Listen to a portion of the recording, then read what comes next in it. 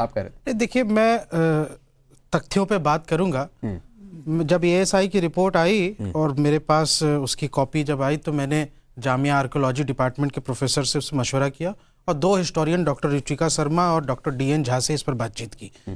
उन्होंने इस पर अपना जो टिप्पणी दिया, उन्होंने कहा कि ये बहुत वेग स्टेटमेंट है। पेज नंबर 131 में जो पॉइंट नंबर 7 है उसके 2-3 पिलर्स के बारे में जो जिक्र करके उसके बाद ये कंक्लूजन ड्रॉ कर देना कि यहाँ पे एक लार्ज टेंपल एग्जिस्ट करता था, वो बहुत वेग स्टेटमेंट है विदाउट दी यहाँ से साइंटिफिक प्रूफ। नहीं, तो क्योंकि ये एक फिजिकल सर्वे की वेग स्टेटमेंट है कि क्या ये है? उनका स्टेटमेंट है, कोई हिस्टोरियन तय कर देगा या अदालत तय करेगी? डॉक्टर रुचिका शर्मा का अदालत तय करेगी ना। अदालत में भी जब ये जाएगा रिपोर्ट तो इसकी क्रॉस एग्जामिनेशन होगा। हाँ, यस, ये कहिए। इसी बुनियाद पर मैं कर रहा हूं, क्योंकि हम बहस कर रहे हैं इसी वजह से ना।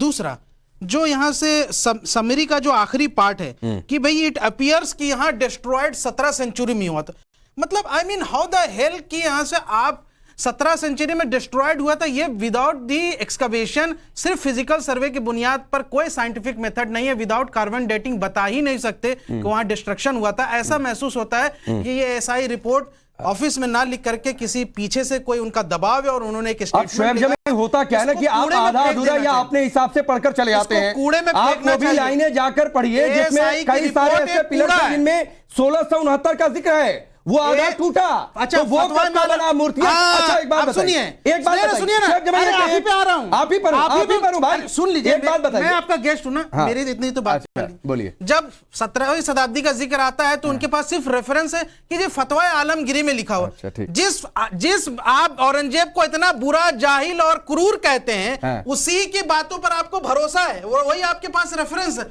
और दूसरा रेफरेंस क्या, अजी आपकी शरीयत में तो ऐसा लिखा है कि मस्जिद के ऊपर, मंदिर के ऊपर मस्जिद नहीं हो सकती, लिखा है ना भाई साहब आपके पास। अच्छा, आपकी बात मैंने सुनी, मैं स्वामी चक्रपाणी के पास जाऊंगा, आप सुनिए ना। अरे बिल्कुल, रुक जाइए ना। अपनी बात मनवाने के लिए आलमगीर औरंगजेब की बात मानो, आप उसके फतवा आलमगिरी की बात मानो, शरीयत की बात मानो, एक बात बाकी चीजों में औरंगजेब तो बहुत यहाँ से। अरे भाई, उनकी किताब आपके रेफरेंस देने के लिए शरीयत और औरंगजेब के अलावा कोई चीज नहीं है साहब। 17वीं सदी में बनाया है और उसके बाद रीबिल्ड किया 18वीं सदी में डेट के साथ है उसमें। नहीं, आप देखिए मॉस्क आपके मस्जिद के अंदर से ये एएसआई की रिपोर्ट कूड़े में फेंक दी जाएगी सुप्रीम कोर्ट के अंदर। मानेंगे शोएब जी, वो डस्टबिन में फेंका जाएगा। शोएब जी, भाई अयोध्या मामले में भी आप लोग यही कह रहे थे कि डस्टबिन में चली जाएगी रिपोर्ट, उसी पर फैसला हो गया।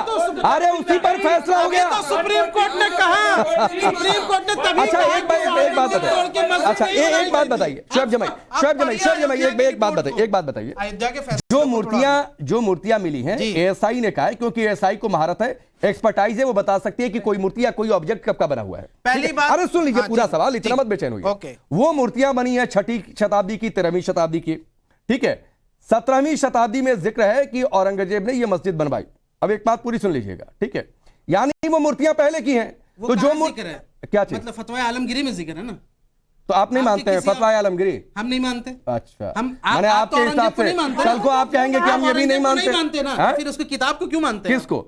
औरंगजेब को तो आप नहीं मानते। नहीं, औरंगजेब को ये तो मानते ही है कि आया था, तोड़ा भाई उसने। ये कौन कहता है कि नहीं माने? आप सच्चा नहीं मानते, अच्छा नहीं मानते, तो उसकी किताब को क्यों मानते हैं? 17वीं शताब्दी का जिक्र सिर्फ और सिर्फ फतवा आलमगिरी में है, उसके अलावा आपके पास कोई हिस्टोरिकल एम्पेरिकल डेटा नहीं है। ये बनारस का गजेटियर भी जाके पढ़िए शोएब जमाई, आप आधा अधूरा पढ़कर आते हैं, तो मैं कह रहा हूँ किताब को मानते हैं तो फिर स्वामी चक्रपाणी महाराज, शोएब आऊंगा, जवाब आऊंगा।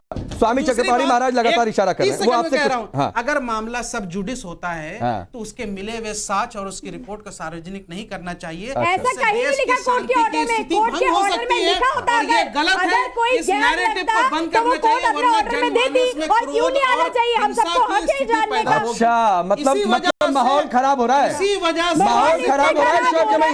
एहसन यासीन को आप सेकंड कर रहे हैं कि नौजवानों को कैसे समझाएंगे? मामला सब जुडिस है, कैसे आप उसको यहाँ से कोर्ट ने दिया ना पक्षकारों को, पक्षकारों ने पब्लिक कर दिया, कैसे आप उसको सार्वजनिक कर सकते हैं? मामला सब अब आइए स्वामी चक्रपाणी महाराज, स्वामी चक्रपाणी महाराज शोएब जमाई ना चाहते हुए भी आखिर में एसएम यासीन के स्टेटमेंट पर चले गए कि भाई माहौल खराब हो रहा है, आप लोग देख लीजिए, संभाल ना पाएंगे। अब हिफाजत की बारी आएगी तो शोएब जमाई आगे खड़ा रहेगा मस्जिद के। ठीक है, रुक जाइए, बात ध्यान, हाँ ठीक है, रुक जाइए। देखिए इनको ये समझना चाहिए देखिए, सोएब जमई है या मुमताज साहब है, इनको समझना चाहिए कि साकी मुश्ताक ने जो पुस्तक लिखी थी वो सिर्फ साकी मुश्ताक दरबारी इतिहासकार नहीं था, बल्कि वो मिनट्स लिखने का काम करता था, औरंगजेब कालीन था, और उसने वही लिखा जो उस समय की घटना हो रही थी कि किस प्रकार से चरणों में चले जाइए ना। मैं तो कह ही रहा हूं कि मुगल को तो कम से कम इतना रिस्पेक्ट दे दीजिए आप। अरे भाई बीच में क्यों जिनकी आप रेफरेंस आप बता रहे हैं। जमई जी, आपके मुंह में बवासीर है क्या? क्यों बीच में बोले जा रहे हो भाई? सर मैं आप वाला बवासीर क्यों ले लूं? क्यों आप बीच में? नहीं, रुक जाइए, ऐसी बात नहीं, ऐसी बात नहीं, प्लीज प्लीज, ऐसी बात नहीं। आप शोएब जमी सुनिए, ऐसी कोई बात नहीं करेगा। स्वामी जी, आप अपनी बात पूरी करिए। रुक जाइए शोएब जमी, सुन लीजिए, वो इंतजार कर रहे थे ना। रुक जाइए प्लीज, कोई उलझुल की बात नहीं। स्वामी जी अपनी बात पूरी करिए। आप देखिए, आप लोग बेनकाब हो रहे हैं भाई। एक तो चोरी, ऊपर से सीनाजोरी, यानी चोर की दाढ़ी में तिनका, बेवजह आप चिल्लाए जा रहे हैं। अरे भाई आप समझिए, आप पूरी तरह साक्ष्य प्रमाण, एएसआई ऐसा संगठन है, संस्था है जो निष्पक्ष है, वो न हिंदू की है न मुस्लिम की है।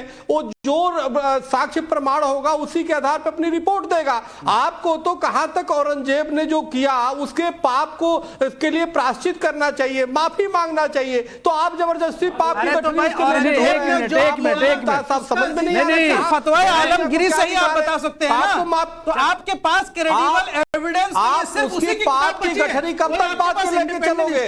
दुनिया आपको माफ नहीं करेगा, देश की दुनिया बताइए रेफरेंस के साथ, रेफरेंस के साथ बताइए। दुनिया आपको माफ नहीं करेगा, देश देख रहा है आपको।